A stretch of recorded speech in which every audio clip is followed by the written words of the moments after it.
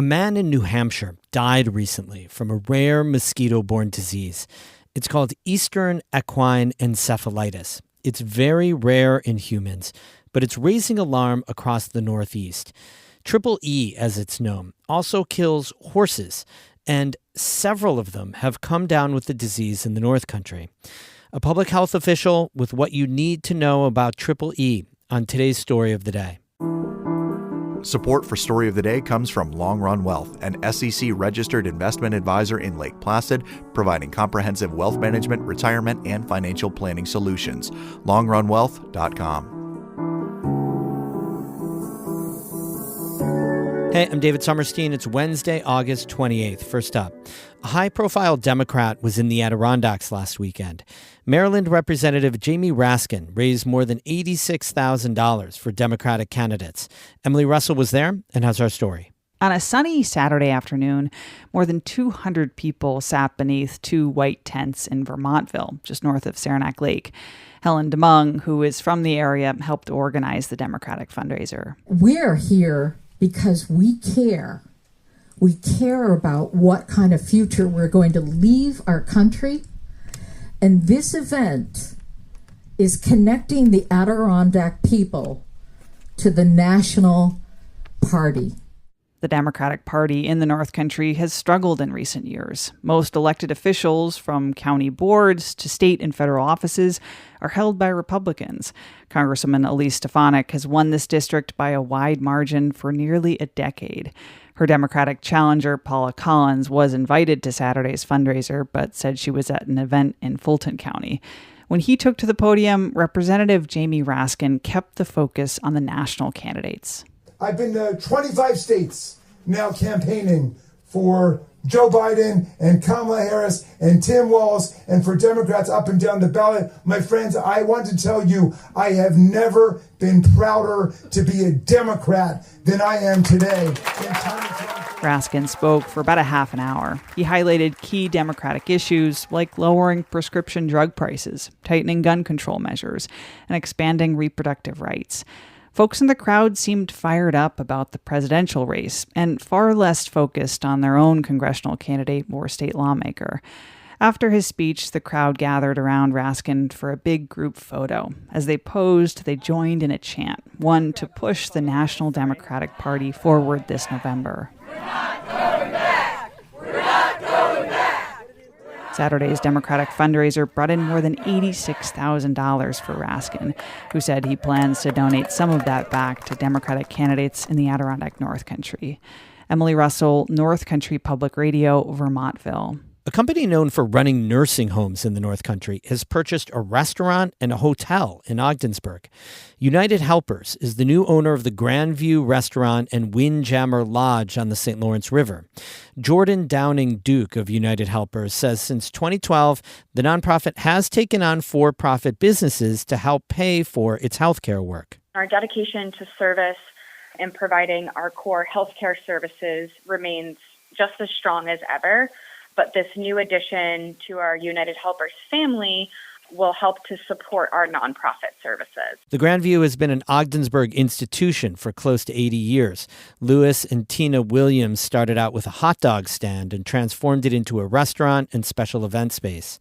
The Williams' son, Lou, will stay on as an advisor to help with the transition. He says he's grateful to the community for supporting his family's business over the years. United Helpers has skilled nursing and independent senior living facilities across St. Lawrence and Jefferson counties. It closed a nursing home in Ogdensburg in 2021 and an assisted living facility in Canton last spring, citing low federal reimbursement rates and staffing shortages.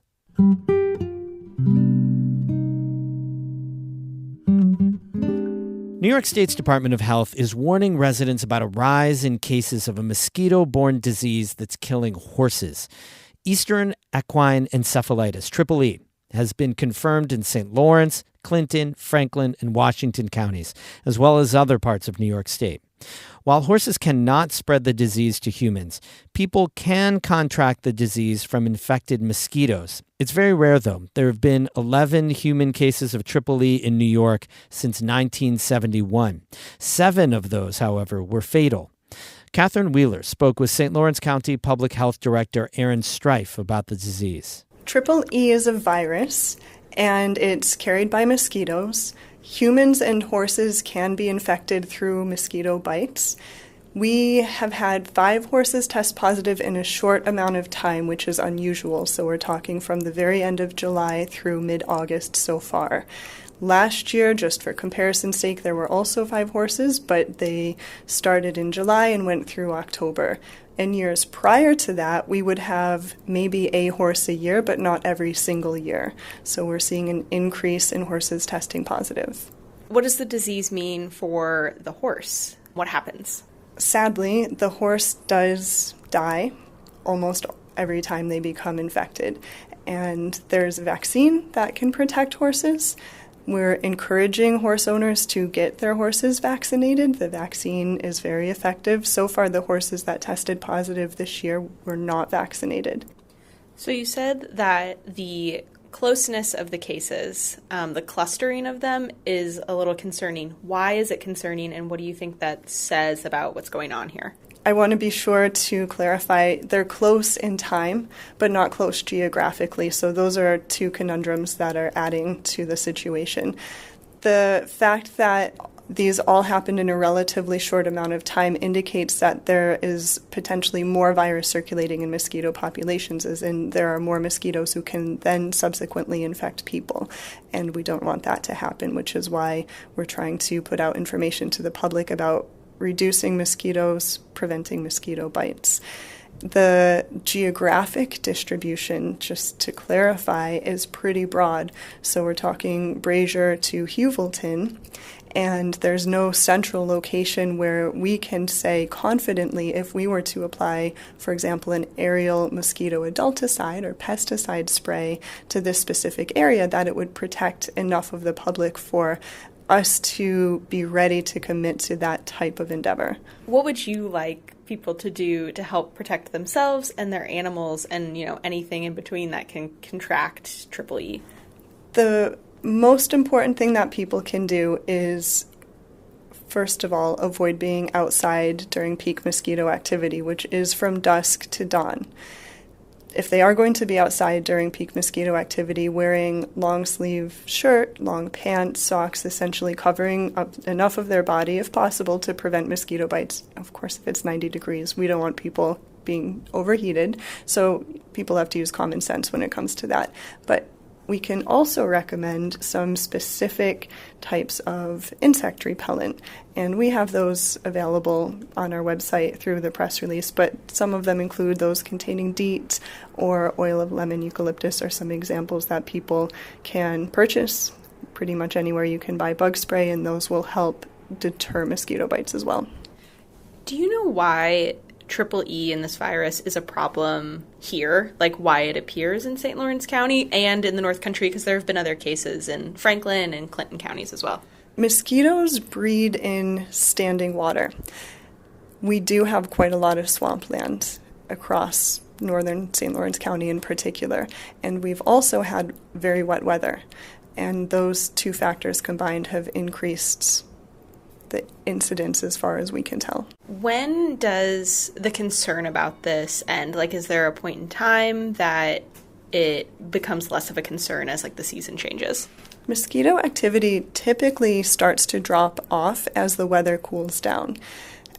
From my understanding, mosquitoes like weather from about 50 degrees to 80 degrees. Once it starts to get colder, we're going to see fewer mosquitoes, and that's going to reduce the chance of a human being infected. The other side of that is we've been seeing warmer weather later in the season in recent years than in past years. And so there's still a risk even into October of people needing to be aware of avoiding mosquito bites. Aaron Strife is St. Lawrence County's Public Health Director. She spoke with our St. Lawrence Valley reporter, Catherine Wheeler, about Eastern equine encephalitis, or Triple E. The State Department of Agriculture and Markets is now urging horse owners to vaccinate their horses against Triple E. There is no such vaccination for humans. We have more news all the time on our website, ncpr.org. Music today by Ben Sharon of Watertown and Paul Meyer of Colton. I'm David Summerstein, North Country Public Radio.